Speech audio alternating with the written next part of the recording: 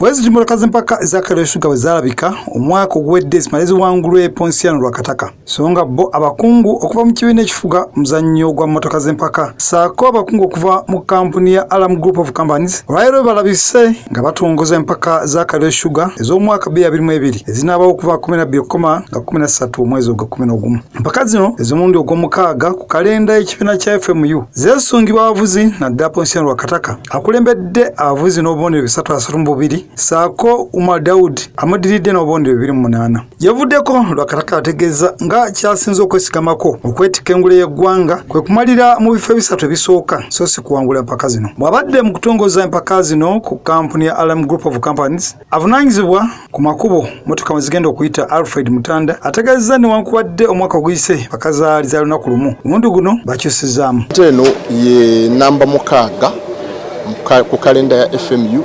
ey'omwaka guno era egenda kubeera jinja wagenda okubeera buli kimu naye nga emmotoka zijja tambulirako mu district y'Iganga awanabeera super special stage yaffe enakalama era wezaali omulundi ogwasemba.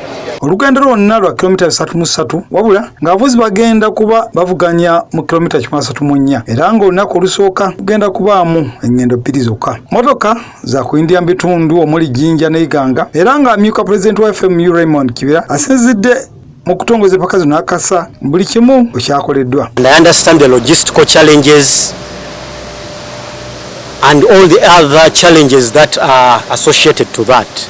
So on behalf of the Federation, I would like to thank the club for the resilience and commitment to ensure that they have this event take place. Bo abakungu okuva mu kilabu ya Central Motor Club abategese empaka zino saako aba Kaliro Sugar empaka abazogeddeko bwe bati. Tuli wano okusupportinga Motor Club n'abavuzi b'emmotoka kubanga tubaagala ate naffe omuzannyo tugwagala. Once we saw that we have availability of more location and space, we said also add a circuit because the fans really enjoy watching it, and we want to also give the fans a safe rally but also with what they want to see.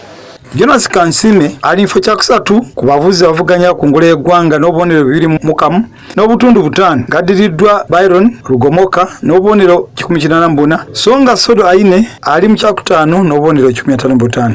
Abavugirizi aba Alam Group of Companies empaka zino bazitaddemu obukadde bwa Uganda 20 era abawanguzi bategezeddwa nga waliwo ebirabo saako abawagizi omuli ne ssukaali yennyini agenda okugabwa. James Manja, TV Masukulu.